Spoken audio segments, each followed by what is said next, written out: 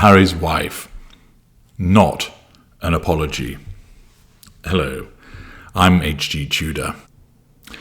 The apologies either never narcissists, or if they are, it's false contrition, and you're just being treated again by the narcissist.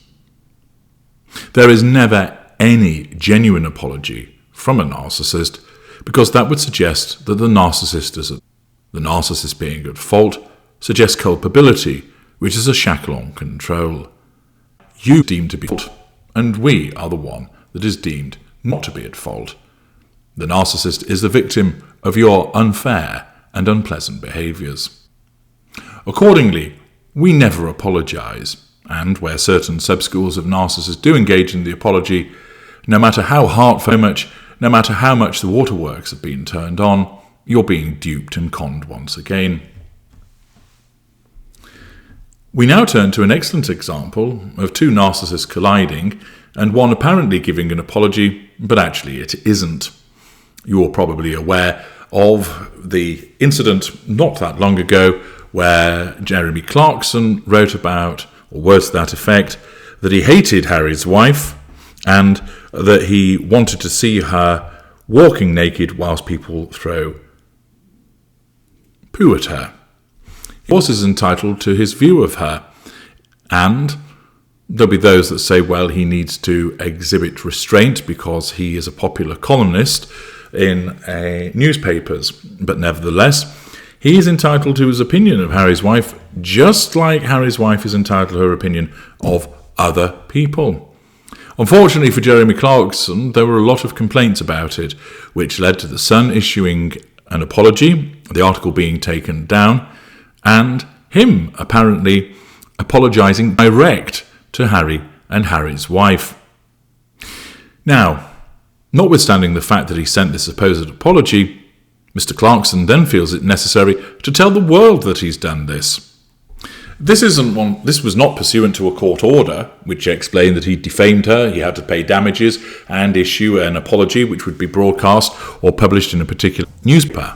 Instead, he determined that it was the appropriate thing to do to send an apology to them direct, and then tell everybody else about what he has done. He feels the need to broadcast his apology is indicative of the fact that it wasn't really done for the purposes of the apology, but was done in order to make him seem like he was doing the right thing, and to nullify the threats to control that he was experiencing as a consequence of criticism of his actions. Let's look at the news article that reports on this. Jeremy Clarkson has emailed the Duke and Duchess of Sussex to apologise for his newspaper column in which he said he hated Harry's wife. Hoover, assertion of control, nullification of threat to control. In a lengthy statement on Instagram, the former Top Gear presenter 62 said he emailed the couple on Christmas Day to say his language in the column had been disgraceful and that he was profoundly sorry. In the column published in The Sun, Clarkson wrote he had dreamed of Harry's wife being paraded through British towns naked and publicly shamed, adding that everyone who's my age thinks the same way. This, of course, was smearing Harry's wife, albeit there'd be many people that would agree with his observations. The Independent Press Standards Organisation received more than 20,000 complaints over the article. Of course, it's also worth pointing out that many millions did not complain. In his Instagram post, he writes, "One of the strange things I've noticed in times an MP or a well-known person is asked to apologise for something, no matter how heartfelt or profound that apology may be, it's never enough for the people who called for it in the first place." What Clarkson's dealing with there is he's engaging in blame shifting. Namely, he's setting the scene to say, I'm going to apologise, but for those people who demanded the apology in the first place, it's never going to be enough. And what he's actually saying is, they are the problem. They will not accept the apology. It's never enough for them. And therefore, in the circumstances, they're the problem and not me. He, of course, is talking about the people that called on him to apologise, people in the general public, but also, I suspect, it's a jab at the Sussexes themselves, as he anticipates that they would not accept his apology, or it may well be the case that when he's written this, because it's taken place a couple of weeks after the issuing of the apology, he knows they haven't accepted, and therefore that was a threat to his control, and therefore he's nullifying that threat to control by saying, people, no matter how profound and heartfelt you are, people don't accept it. He carried on in his Instagram post by saying, "So I'm going to try and buck the trend this morning with an apology for the things I said in the Sun column recently about Harry's wife. I really am sorry. All the way from the balls of my feet to the follicles on my head. This is me putting my hands up. It's a mea culpa with bells on."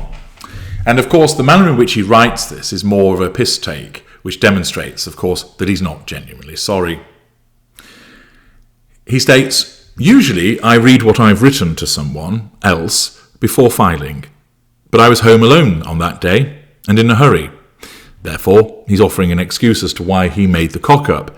Therefore, it's demonstrating that his contrition isn't genuine. So when I'd finished, I just pressed send. And then, when the column appeared the next day, the landmine exploded." He continued, "I therefore wrote to everyone who works with me saying how sorry I was. And then, on Christmas morning, I emailed Harry and Harry's wife in California to apologise to them too. I said I was baffled by what they had been saying on TV, but that the language I used in my column was disgraceful and that I was profoundly sorry." So again, notice there's a condition there. He states that he was baffled by what they were saying on television. "Over the last 30 years, I've written very nearly 5,000 newspaper and magazine columns. So it was inevitable that one day I'd do a Harry Kane and Sky one of the damn things, which is what happened with the piece about Harry's wife." Again, this is diminishing the impact of what he's done, because it's basically saying, look, I've done thousands of these wretched things, and law of averages dictates that one day I'm going to cock up, and I have. So come on, give me a break. It was inevitable this was going to happen. The Sun has said it regretted publishing Clarkson's column about the Duchess of Sussex and added it was sincerely sorry. It also removed the piece from its website. Prince Harry branded the article about his wife horrific, hurtful and cruel. Of course, he might also have branded her behaviour in relation to other people horrific, hurtful and cruel, but he's not going to do that as a consequence of the fact that he's brainwashed by her. And he made those observations during an interview with ITV's Tom Bradby to discuss his autobiography, Spare. Note, nobody asked Tom Bradby if he was all right after having to do the interview. In a statement, a spokesperson for Harry and Harry's wife recognised that an apology had been made by Clarkson, but added, "It is clear this is not an isolated incident shared in haste, but rather a series of articles shared in hate." Accordingly, the issuing of the apology and the manner in which it was framed, although we don't know its complete wording, it does appear that, of course, it's likely that Clarkson will have offered some of the similar excuses to which are recorded in his Instagram post and reported by the Times. Therefore, it didn't cut the mustard, so to speak, for Harry's wife. It wasn't what she was seeking. Moreover, there was an opportunity for her to provoke Clarkson by looking to assert control over him, by proxy, through the spokesperson, by saying this wasn't just an isolated incident, there's lots of articles of this nature, continuing her victim narrative. So we have an interesting situation of two narcissists colliding here. One deciding that he will issue an apology which he then has to tell the entire world about through a newspaper article, and on analysis, as I've just explained, you can see that it is not actually an apology at all, and he's just doing what he deems is seen to be do the right thing. And, of course, there are consequences that have arisen for him, as I understand it, that he's parting ways with Amazon as a consequence of what has happened. I doubt ultimately he's that concerned. He's got plenty of money in his bank account. However, you will see in a future part the further response that occurs to this particular apology that has been issued. But it's a useful exercise of noting when an apology isn't an apology. I'm H.G. Tudor. Thank you for listening.